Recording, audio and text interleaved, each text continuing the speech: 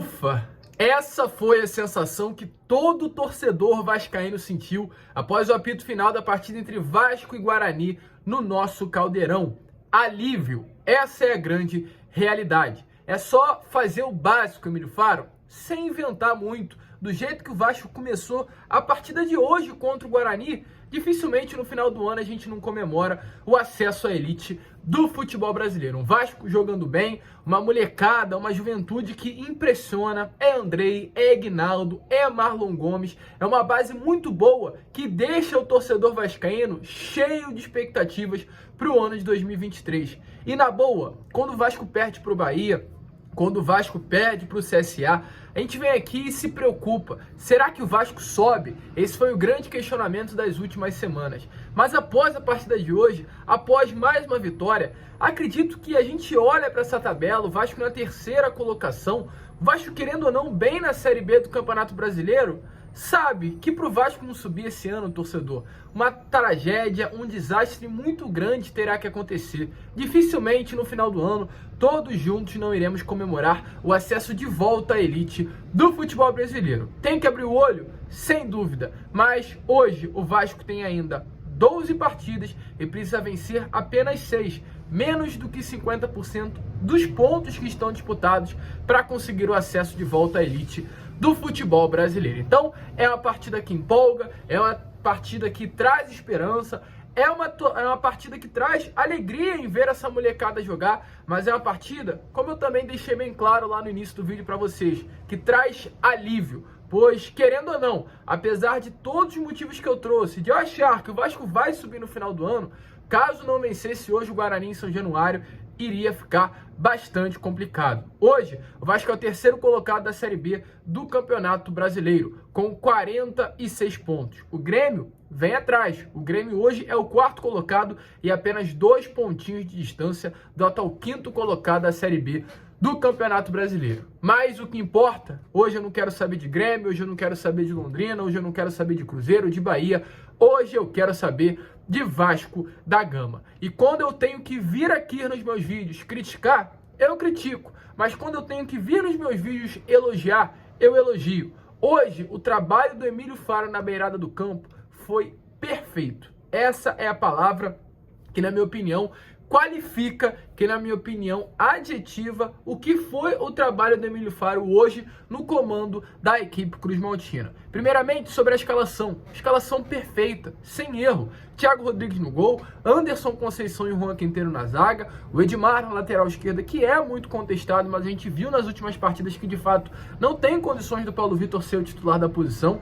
Na lateral direita, a saída do Matheus Ribeiro, que foi muito mal contra o CSA e contra o Bahia, e a entrada do Leonardo Matos, que temos que comentar, uma partidaça do lateral, uma partida segura, uma partida que não fez com que o Vasco sofresse por aquele lado de campo, e além de tudo, além de ser um jogador, na minha opinião, melhor do que o Matheus Ribeiro, tem algo que o Matheus Ribeiro não tem, a bola aérea. O Leonardo Matos é um jogador alto, o Matheus Ribeiro é um atleta baixo, e o Leonardo Matos, na equipe titular, ajuda o Vasco hoje, novamente, mais uma temporada, um dos maiores problemas que o Vasco sofre, no caso, a bola aérea.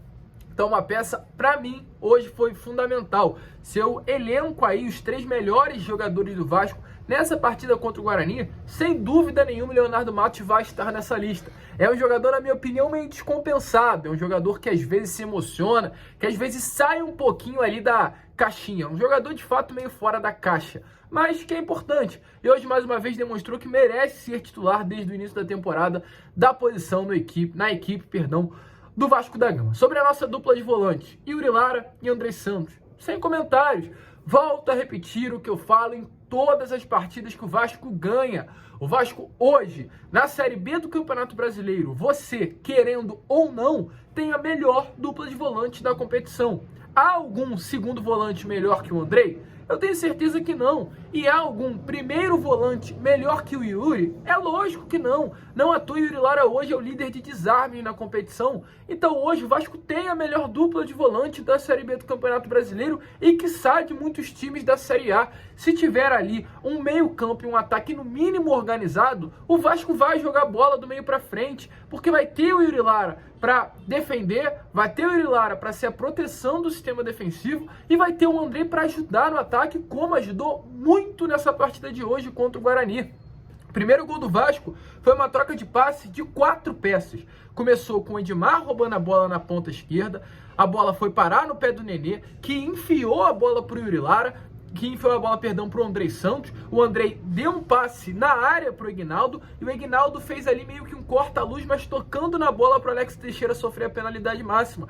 A jogada foi construída dessa forma, com o Andrei ajudando na construção, no início dela, ajudando no ataque. E o segundo gol do Vasco foi uma roubada de bola lá na ponta direita, uma saída do Andrei Santos, um chute para o gol e no rebote o Ignaldo fez o segundo gol. Fez ali o gol que praticamente cravou a vitória do Vasco nessa partida. Então, dos 2 gols, o Andrei participou. Então, volto a repetir, é a melhor dupla de volante da competição. Enquanto um tem um mérito absurdo se hoje o sistema defensivo do Vasco é, querendo ou não, um pouquinho sólido, que é o Yuri Lara, o outro tem um mérito absurdo para o Vasco ser um sistema ofensivo muito forte.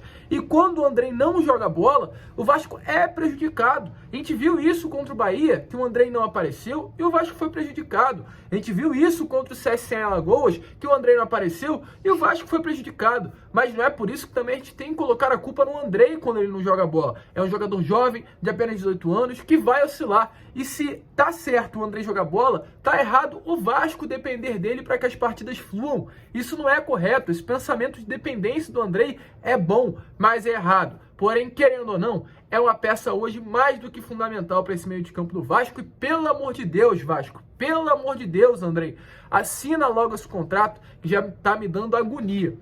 Vê a oferta chegando, vê times aí do futebol europeu interessados e até o momento essa renovação ainda não aconteceu.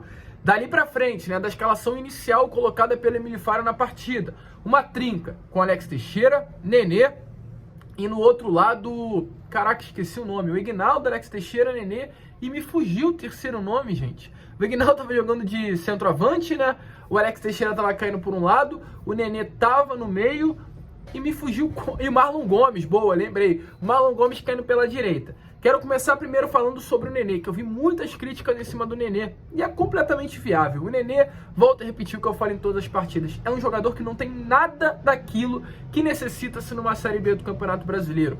A tão famosa palavra, intensidade. O Nenê não é nem um pouquinho intenso, muito pelo contrário, tira a intensidade do setor ofensivo do Vasco. Mas, rapaziada, é um jogador diferente, é um jogador que em um toque pode mudar o jogo. Eu, olhando para esse time do Vasco, não gostaria de ver o Nenê no time titular, porque eu acho que muitas vezes ele acaba atrapalhando. Mas, volto a repetir, é um jogador diferente, é um jogador que muda o jogo em poucos toques. É um jogador que participou do primeiro gol, é um jogador que deu vários passes ali que poderiam surtir ali, acabar surgindo gols do Vasco. Então é uma peça importante, desde a sua participação na construção da jogada, desde também da sua liderança, que querendo ou não, é essencial para um acesso à elite do futebol brasileiro, e a personalidade de pegar a bola, bater o pênalti e fazer um golaço como fez. E não à toa, quando o Nenê tá, a gente reclama. Como está acontecendo hoje, com toda certeza, muitos vascaínos irão reclamar. Mas quando o Nenê não tá, quando o Nenê está ausente, a gente também reclama e sente a falta. Então é uma peça importante, a gente vai ter que aguentar o Nenê até o final do ano.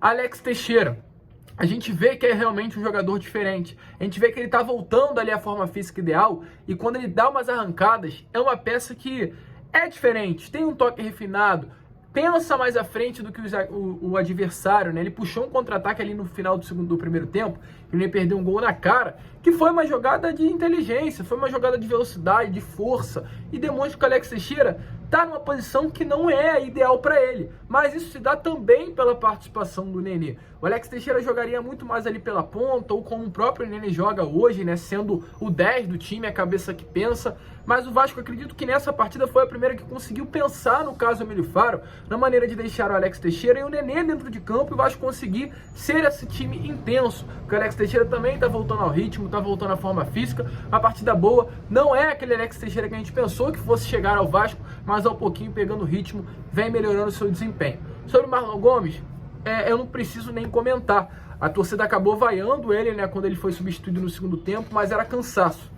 Eu não costumo fazer isso nos meus vídeos, mas tá aparecendo aí para vocês o primeiro tempo do Vasco da Gama. O Marlon Gomes ficou nítido para mim que ali a partir dos 30 minutos ele cansou, não tinha mais pique. Marlon Gomes teve uma lesão, voltou antes do tempo, conseguiu se recuperar, mas ainda sente, não tem aquele ritmo que tinha há 20, 30 dias atrás contra naquela partida contra o Tombense em São Januário.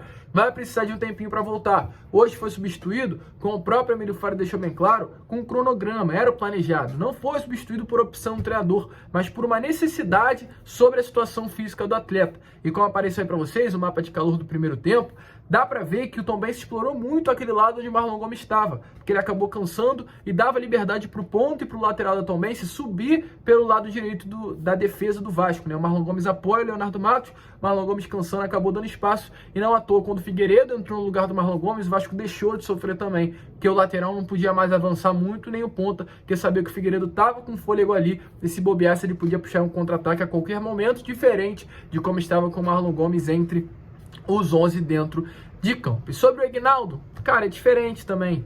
Na minha opinião, Marlon Gomes, Aguinaldo e Andrei são o futuro do Vasco.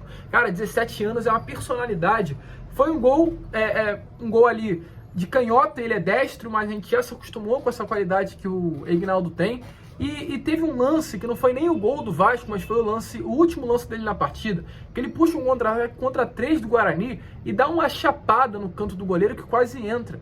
Gente, o Aguinaldo tem apenas 18 anos. O Aguinaldo tinha 17 alguns dias atrás. É inacreditável o que esse garoto faz. Um garoto que no ano passado estava na várzea do Maranhão e hoje em São Januário brinca de jogar bola. Vai ser um excelente jogador esse moleque, cara. Na boa, que partida que o Aguinaldo fez, pelo menos na minha opinião, me emociona. Me deixa aí eufórico, me deixa feliz em ver essa base do Gigante da Colina.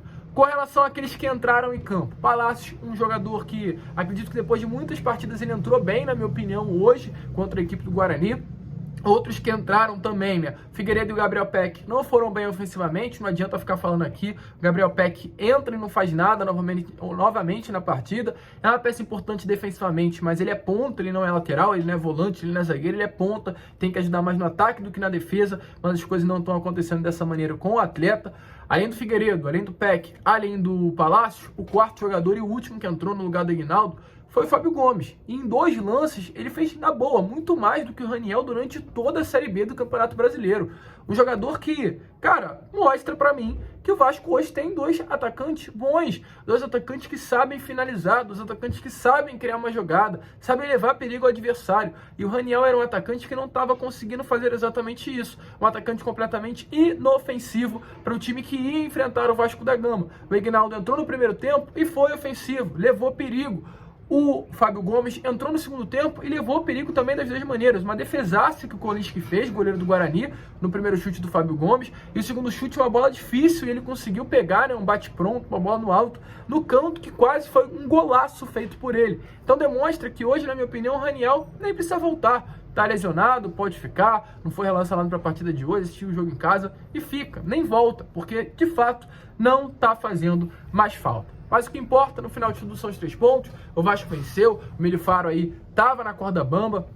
Acredito que essa vitória dá uma sobrevida, dá uma calma também para o Vasco, para a SAF, para a 777, para o departamento de futebol pensar, né, sobre a chegada no treinador e planejar essa chegada apenas para 2023, que é algo sim pensado internamente dentro do Vasco da Gama. Não há uma certeza sobre a chegada de um nome para o restante das rodadas, e essa vitória traz sim, querendo ou não, certa tranquilidade para o Vasco.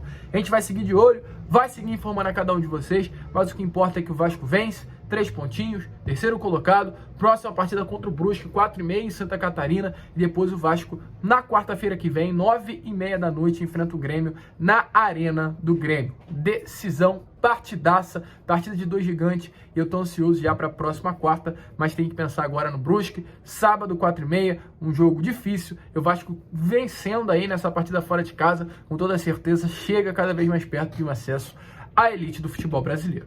A gente fica por aqui. O vídeo acabou travando aqui, rapaziada, mas muito obrigado por ter ficado até o final. Se você curtiu, é claro, já se inscreva para ajudar o nosso crescimento. Deixe também o seu like, o seu joinha, o seu gostei, como preferir. E deixe aí nos comentários, fica Faro, fora Faro, qual é a sua opinião sobre esse momento do Vasco. Vamos que vamos, amanhã 7 horas estamos aqui de volta. E é claro, como eu sempre falo aqui no canal, um grande abraço a todos e saudações vascaínas.